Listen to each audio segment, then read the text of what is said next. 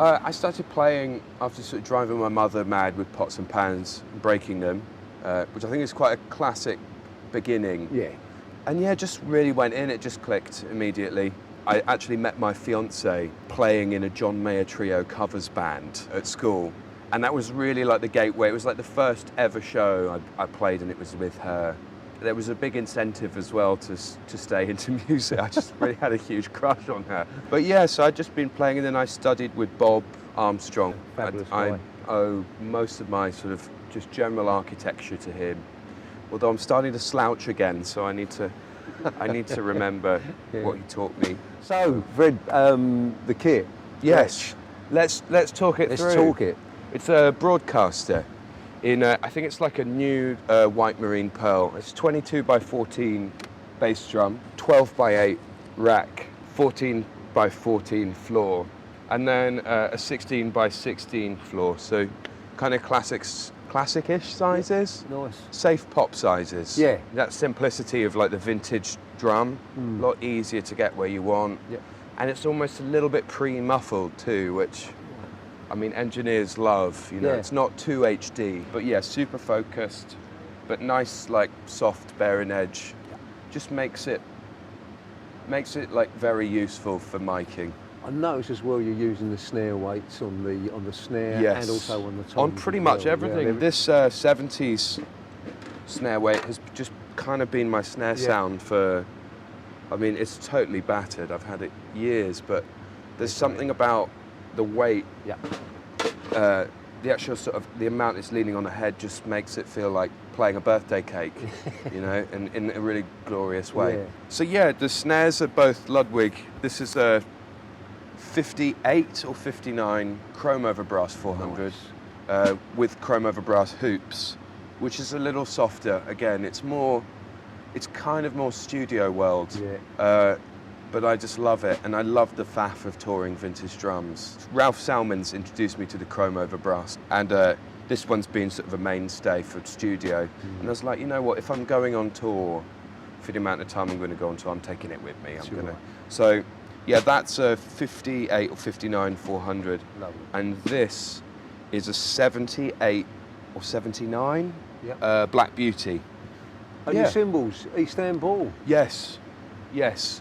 My favourite, my all-time favourite, the closest thing to what I like, feel and sound-wise. This is a 30th anniversary. I think it's a ride. If you kind of ride it softly, it's got that like 67, 68 miles sound, like Tony Nefertiti kind of thing. Kind of pingier than you'd think. But because I'm crashing it a lot, it gets out the way quickly, which is really nice when working with pop. Sure. This is a Jerry Warrenker Yep. 24, which has quickly just become my favourite ride. It doesn't occupy too much. It's just the right level of ping, and still feels like I'm playing a light cymbal, which I really like. Yeah. I'm not too much of a fan of the sort of like, feels like hitting a road sign kind of cymbal thing. You know? I think there's a misconception occasionally with Istanbul that they only do the sort of dark, gluten-free jazz guy thing. They really don't. And I love playing like a pop arena tour with cymbals like this. And when they get dirty, they're even better, you know. So, yeah, so that's the 20, the 24 Warrenker. This is a traditional dark.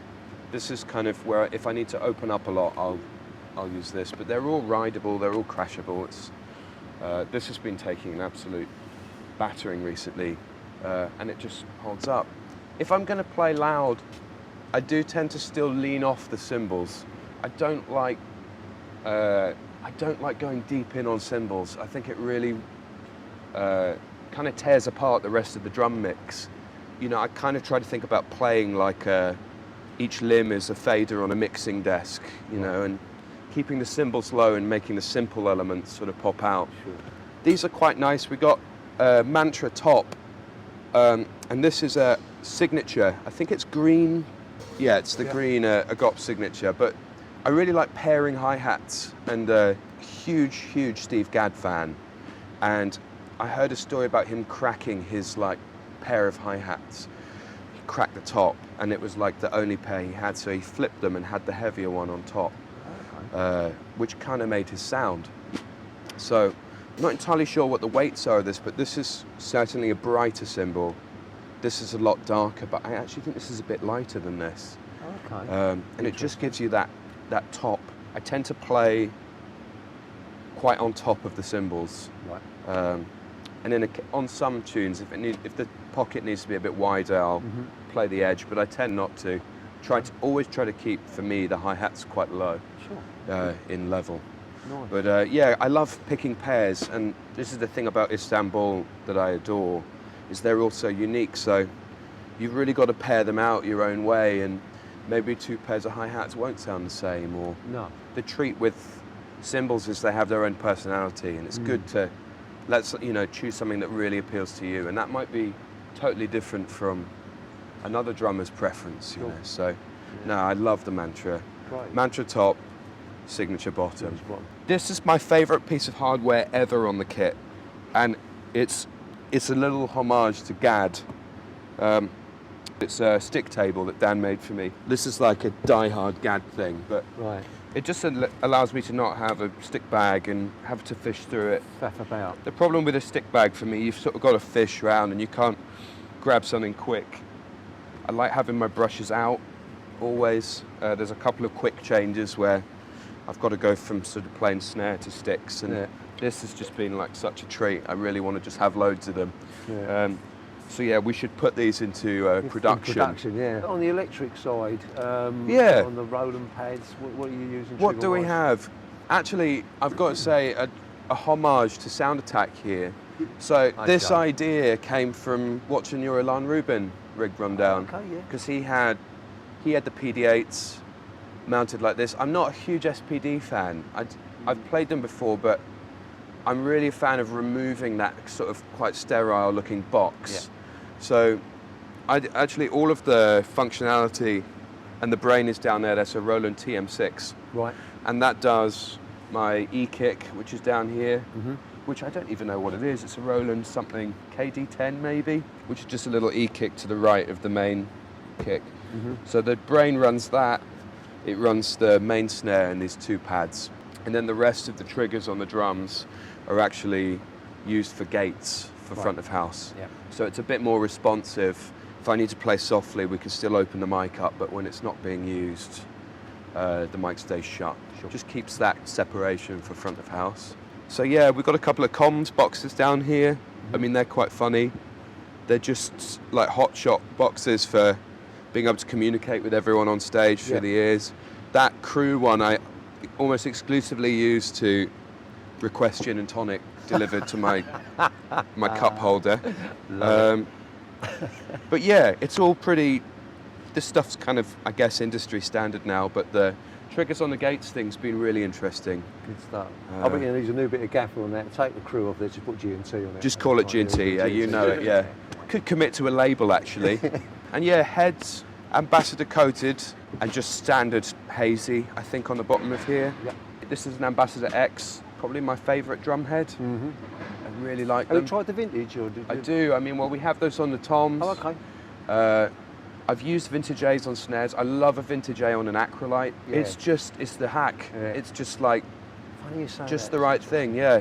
They tune up great. Something about the Ambassador X, I don't know what it is. I think it is actually, could be 2-ply. Little thinner than the vintage A, I think. Yeah. Just brings out the honk out of this that I really like. It was a really big learning curve, learning how a microphone doesn't really react like a human ear, and maybe like a tuning situation that you think in the room doesn't sound particularly great. When you hear it in the control room or live, it's a totally different thing. What was your first big break, do you think? In the studio world, I played on a Leona Lewis album. Yeah. In terms of live breaks, I think the biggest break I ever had was getting to work with this band called the Japanese House. Yeah. I was MDing that, and I was really allowed to play. And through that as well, we went on a support tour with a band called the 1975. Yep. And George, the drummer from 1975, broke his collarbone. And I just got given the opportunity to fill in for him, which kind of lasted 6 weeks or so. But that was a really big eye opener, and like I definitely assisted with sort of getting my name out there for future work. I've been really lucky, and then Lewis, some of his favourite bands are the Japanese House in the 1975, so it was really cool just to get the call to work for him. Who are your major influences, your main influences? Name them all. Die Hard, Elvin, Tony, Roach, Ed Blackwell in the jazz world, straight up phenomenal. Jack DeJohnette, Brian Blade, huge Brian Blade fan. Steve Gadd, Porcaro, Thomas Huckey in the metal world. Meshuggah's one of my all-time favourite bands. He's jazz. He's like next level. You can hear he's like listened to Tony. You know, you can hear it. Yeah, lots and lots. I mean, bass players, I'm a huge fan. I get a lot of inspiration from bass players. Huge Pino fan, I mean, who isn't? Yeah, just as much listening as possible. But currently on a very big jazz hype. Just trying to listen to where everyone else got it from, you know. Yeah, obviously, we get a lot of young players in that are, you know, coming up and leaving school. They're well into their drumming. Yeah. And the first question they're asking in the shop is, how do you get in? How do you actually start as being a session player, or how do you get your foot on the ladder? I'm not sure. I think, well, like everyone's story is really different when it comes to how they got the work or how that tour came about. But I think the main thing I'd encourage starting out players to do is listen. Just listen and attend as many gigs as possible, but sort of not like a passive type of listening. I'm talking like active listening. I think playing, to quote Bob, playing is 15% technique and 85% ears and listening. It goes in, it really does. And you know, you think people are like, oh, chops don't happen on gigs, you know, you should be playing pocket. That's totally true, but learn everything. Even if you think, I'll never use that on a gig, it's kind of like eating your vegetables, it's like eating your greens. You know, it's like nutritious to do. So my advice would always be just don't get a great pair of headphones and just listen as much as possible. I promise you, it goes in. It really does. I think, you know, touring is like 23 out of the 24 hours of the day. You're not playing a note. You're hanging out with people. So be a terrible, rubbish person all the time, like me.